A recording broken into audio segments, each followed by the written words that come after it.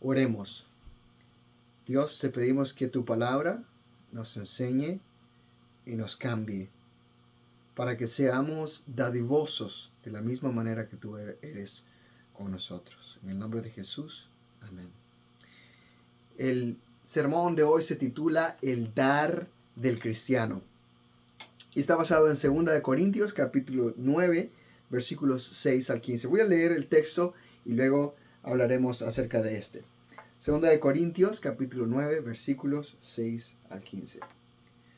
Dice la palabra de Dios: por esto digo, el que siembra escasamente, también segará escasamente. Y el que siembra generosamente, también segará generosamente. Cada uno dé como propuso en su corazón, no con tristeza ni por necesidad, porque Dios ama al dador alegre. Y poderoso es Dios para hacer que abunde en vosotros toda gracia, a fin de que, teniendo siempre en todas las cosas todo lo suficiente, abundéis para toda buena obra. Como está escrito: repartió, dio a los pobres, su justicia permanece para siempre. Y el que da semilla al que siembra y pan al que come, proveerá y multiplicará vuestra sementera, y aumentará los frutos de vuestra justicia, para que estéis enriquecidos en todo, para toda liberalidad, la cual produce por medio de nosotros acción de gracias a Dios. Porque la administración de este servicio no solamente suple lo que a los santos falta, sino que también abunda en muchas acciones de gracias a Dios. Pues por la experiencia de esta administración, glorifican a Dios por la obediencia que profesáis al Evangelio de Cristo, y por la liberalidad de vuestra contribución para ellos y para todos. Asimismo, en la oración de ellos por vosotros, a quienes aman a causa de la superabundante gracia de Dios en vosotros. Gracias a Dios por su don inefable. George Mueller fue un evangelista cristiano y director de un orfanato en Ashley Down en Bristol, Inglaterra, durante el siglo XIX. Él cuidó a 10.024 huérfanos durante su vida y estableció 117 escuelas que ofrecieron educación cristiana a más de 120.000 niños. Por muy impresionante que esto parezca, esos números no eran el objetivo de George Mueller. Él quería glorificar a Dios. Ese era su objetivo. Desde que él se convirtió al cristianismo y recibió el llamado de Dios al ministerio, Mueller quiso glorificar a Dios en una sociedad que carecía de fe en él. Y él quería demostrarles que hay un Dios real. Pero él no quería pedir dinero, sino quería demostrar que Dios es el que suple todas las cosas. Así que observó la necesidad de los huérfanos en Bristol, Inglaterra, y fundó así un ministerio para los huérfanos. Y Dios proveyó todas las cosas solamente por medio de la oración. El punto principal de este sermón es dar por medio de la gloria de Dios y para la gloria de Dios.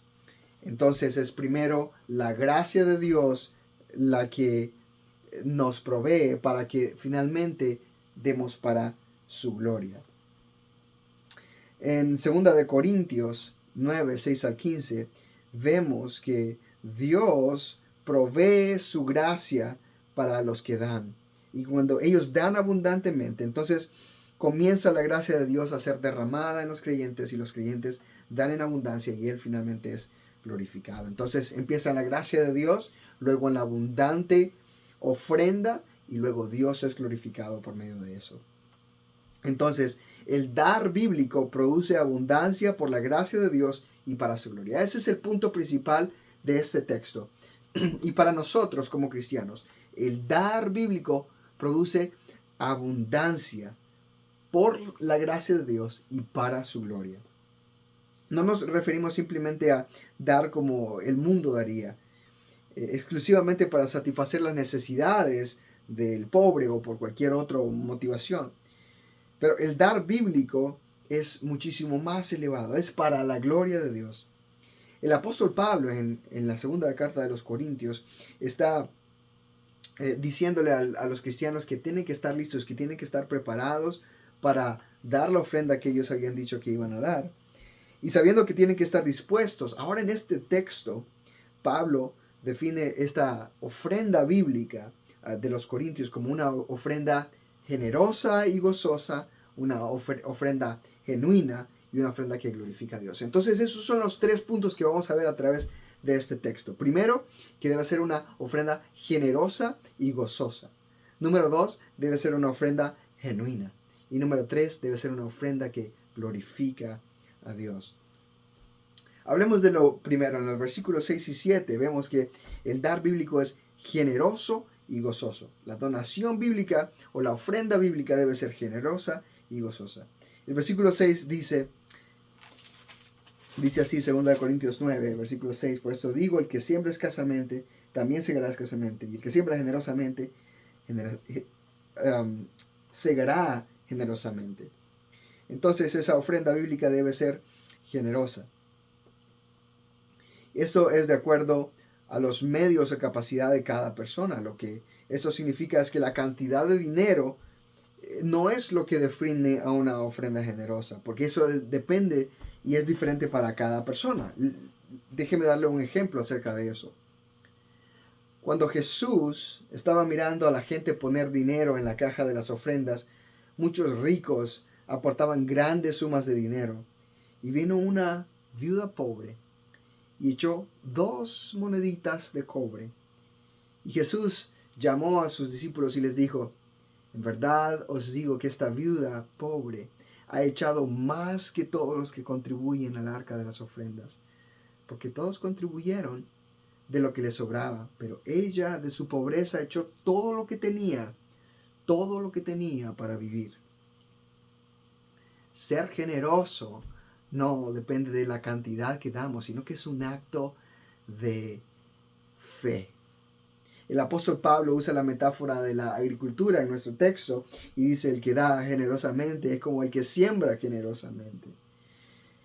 Dar en el reino de Dios es como esparcir la semilla en la tierra, como el sembrador, para que cuando llegue el tiempo de la cosecha, el trabajador reciba según la cantidad de semilla que él sembró.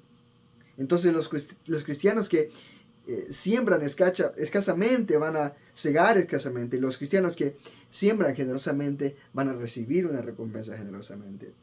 Ahora es razonable que los corintios aquí que están leyendo este texto quieran tener una gran cosecha y por eso deben sembrar generosamente. Su ofrenda debe ser generosa. Pablo les anima a los corintios a creer que si dan generosamente ellos van a cosechar generosamente. Ahora, iglesia, esto es para nosotros. No tengamos miedo de perder lo que tenemos, el dinero que tenemos para el reino de Dios, porque recibiremos una recompensa muchísimo más grande. El principio es simple. Recibirás una mayor recompensa de la que tú siembras. Ahora bien, mucho cuidado, este no es el evangelio de la prosperidad. Este texto no nos está animando a invertir en el mercado de valores de la iglesia cristiana para tener un mayor rendimiento en nuestro dinero y que nuestras cuentas de banco aumenten. No, no es eso. Pero el principio es una promesa de tener todas nuestras necesidades cubiertas, de estar contentos con lo que el Señor nos suple por medio de su gracia, de tal manera que vamos a dar para que Él sea exaltado. Y el versículo 7 continúa enseñándonos acerca de esta ofrenda generosa. No solamente es generosa, pero también es una ofrenda que se da con gozo. El versículo 7 dice, cada uno dé como propuso en su corazón, no con tristeza ni por necesidad, porque Dios ama al dador alegre. La ciudad de Corinto adquirió el nombre de Corinta la Rica, porque era una ciudad que era el centro del comercio. El comercio terrestre y gran parte del comercio marítimo pasaba por Corinto. Era una ciudad muy rica. Y seguramente la iglesia de Corinto también era una iglesia financieramente rica. Los corintios que leen esa carta fácilmente pueden superar esta responsabilidad económica que ellos tenían con Pablo. Y decir, bueno, aquí está el dinero. Pero Pablo les dice, no solamente es dar generosamente, pero también su corazón tiene que estar gozoso. Yo recuerdo una ocasión en la que yo di dinero por presión social, pero no porque venía de un corazón gozoso. El gozo es una disposición crítica del corazón. La generosidad puede ser medida, pero el gozo es algo interno. No se puede medir tan fácilmente. Porque podemos dar ofrendas generosas que son externas y porque nos sentimos culpables, así como el caso mío en esa ocasión que les conté. Pero el texto dice, Dios ama al dador alegre. Es una postura del corazón. Cada uno debe dar como decidió en su corazón. Por eso hay una actitud reflexiva y debemos pensar, analizar, orar antes de dar. No es porque nos sentimos culpables por no contribuir de acuerdo con nuestras posibilidades o porque damos mucho más dinero del que podemos y no suplimos con las necesidades de nuestro hogar. Por eso debemos analizar cuál es la cantidad que yo voy a dar. ¿Qué es esa cantidad que me va a traer gozo, que también va a suplir y definir mi ofrenda como generosa y sacrificial? Y realmente ahora estamos en una era diferente. Por ejemplo, yo doy en línea. Ya no pongo el dinero en el plato, sino que a través del website de la iglesia mi ofrenda viene cada mes. Y esto me obliga a pensar, y si usted da dinero en línea, yo le motivo a que ore cuando reciba un correo electrónico que dice que ha ofrendado esa cantidad mensual o semanal.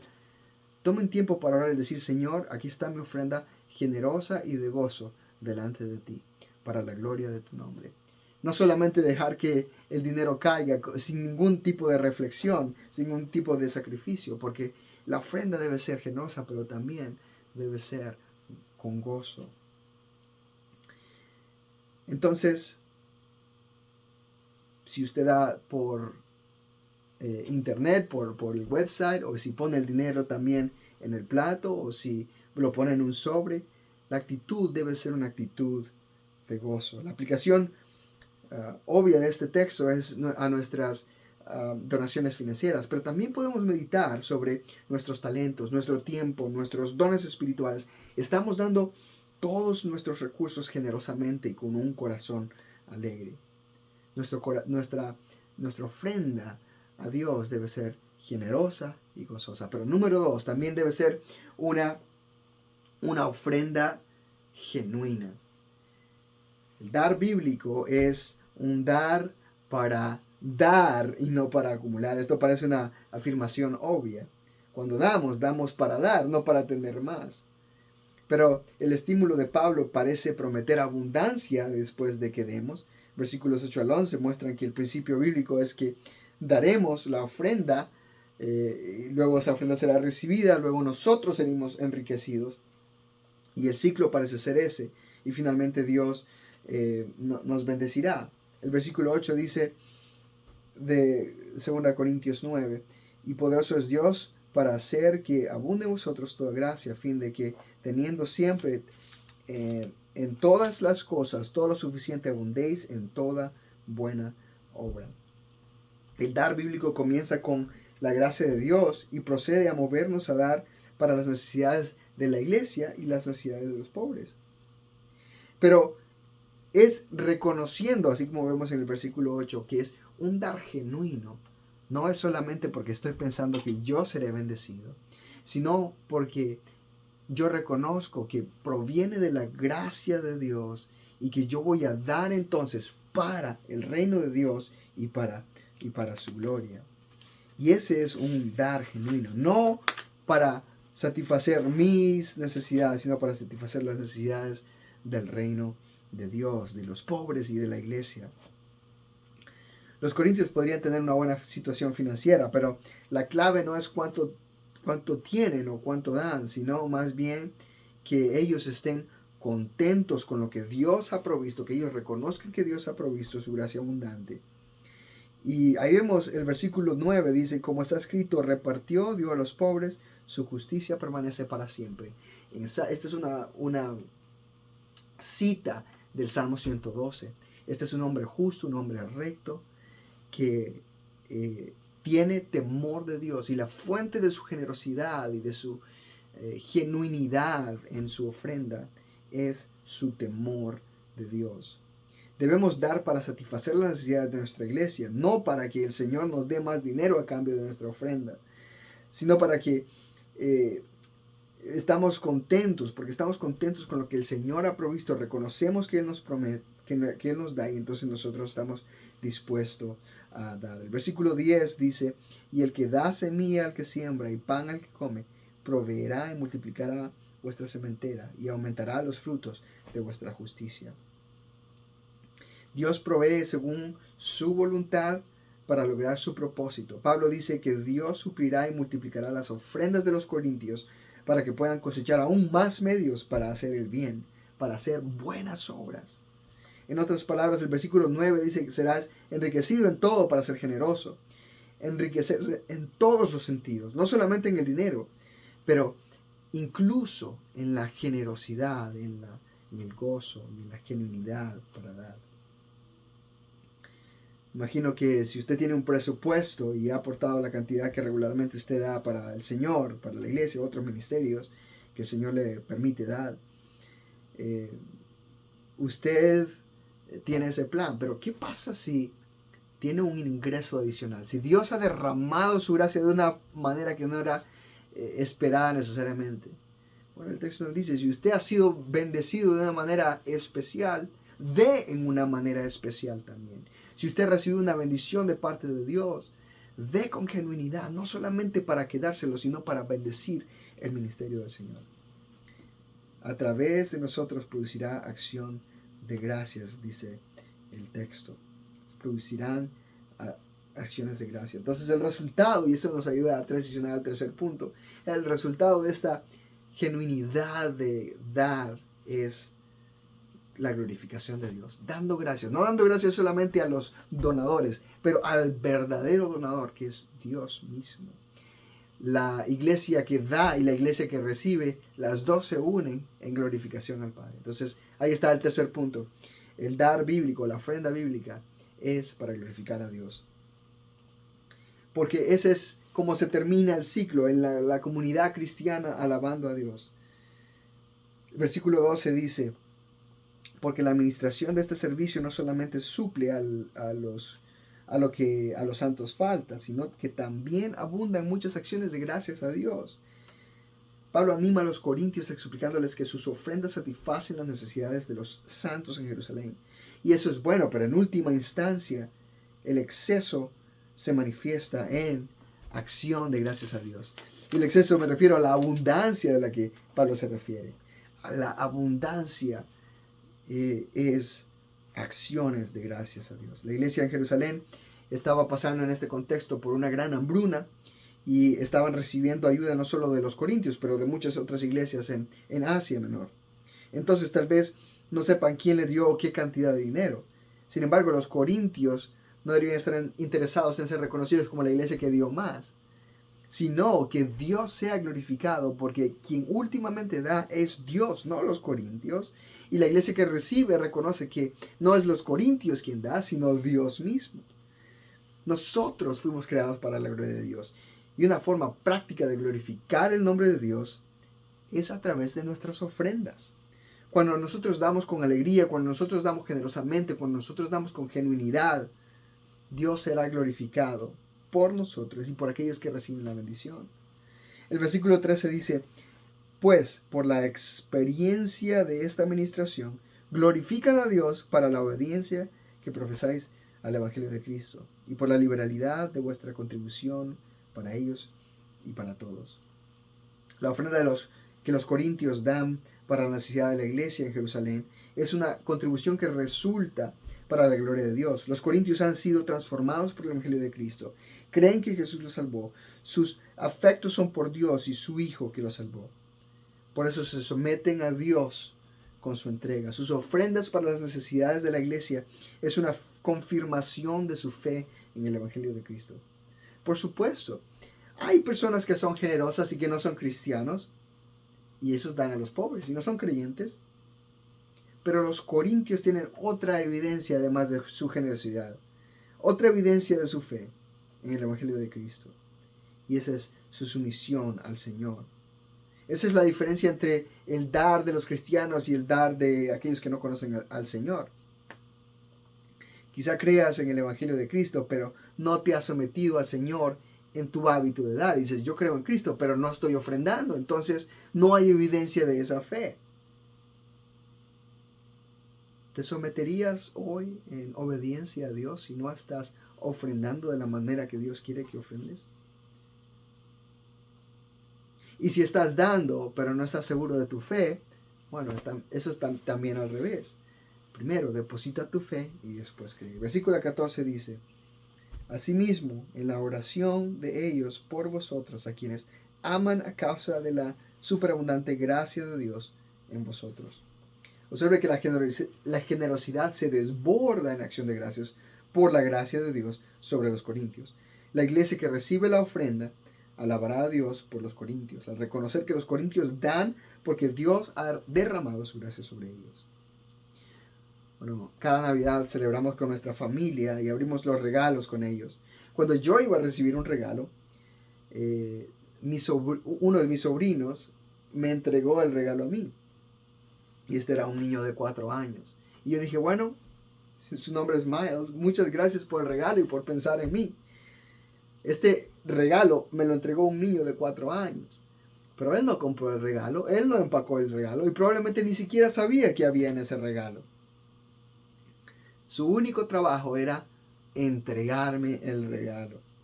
Todos sabíamos que eran los padres quienes pensaron en el regalo, quienes fueron a comprar el regalo, quienes lo envolvieron en un papel navideño bonito. Y nuestros hijos, los pequeños, tenían la única tarea de agarrar el regalo y entregárselo al adulto. De la misma manera, los corintios solo estaban recibiendo el don de la gracia de Dios y presentándolo a la iglesia de Jerusalén. Y toda la comunidad celebra, no a los corintios, celebran a Dios porque Él es el dador de todas las cosas. Es Él quien provee por su gracia el dinero y los recursos para que el ministerio y el reino de Dios avance. Pero ese no es el regalo más importante que Él proveyó. No son los recursos. El versículo 15 dice, gracias a Dios por su don inefable. Toda la iglesia reconoce que todo proviene del Señor y le dan gracias. Pero el versículo 15 habla de un regalo muchísimo más grande y perfecto, que no existen palabras. Eso es lo que inefable significa, que no se puede describir, indescriptible. Este don es la fuente de la generosidad de la iglesia. Es la fuente de su gozoso donativo o ofrenda. Y es la fuente de la acción de gracias de todas las iglesias. Dios modeló la generosidad al dar el regalo más grande que nosotros podríamos imaginar. Jesucristo, su propio Hijo, el Hijo de Dios, su único y precioso Hijo para salvarnos. Él nos proporcionó a través de Jesucristo una abundancia que durará por toda la eternidad. Por este evangelio nosotros podemos dar gracias. Porque lo que estamos dando realmente no es nuestro dinero, estamos dando para el avance de este regalo, para que otras personas puedan recibir este regalo. No damos dinero para la construcción de edificios, no damos dinero para que algunos puedan recibir su salario, damos dinero para el avance del ministerio, para que más personas reciban este regalo. Si tú no conoces a Jesús, no te preocupes por dar tu dinero a la iglesia. No es necesario que te esfuerces en presentar una ofrenda a Dios si primero no recibiste el regalo que Dios tiene para ti, Jesucristo. Primero recibe el regalo de Dios, su Hijo. No podrás experimentar el gozo de dar abundantemente si primero no recibes el regalo abundante de Cristo Jesús. Él es un regalo, solo recíbelo. Él dio su vida por ti. Si solamente crees, serás salvo. Ahora, si nosotros somos cristianos y hemos recibido el regalo de Dios, que por su gracia nos ha dado. Jesucristo, que murió por nosotros. Podemos dar nuestro dinero, podemos dar nuestros recursos, podemos dar nuestro tiempo, podemos dar nuestra vida con generosidad y alegría, con gozo, con genuinidad, para que haya abundancia por la gloria y para la gloria de Dios. Y todo esto por su gracia. La gloria sea a su nombre.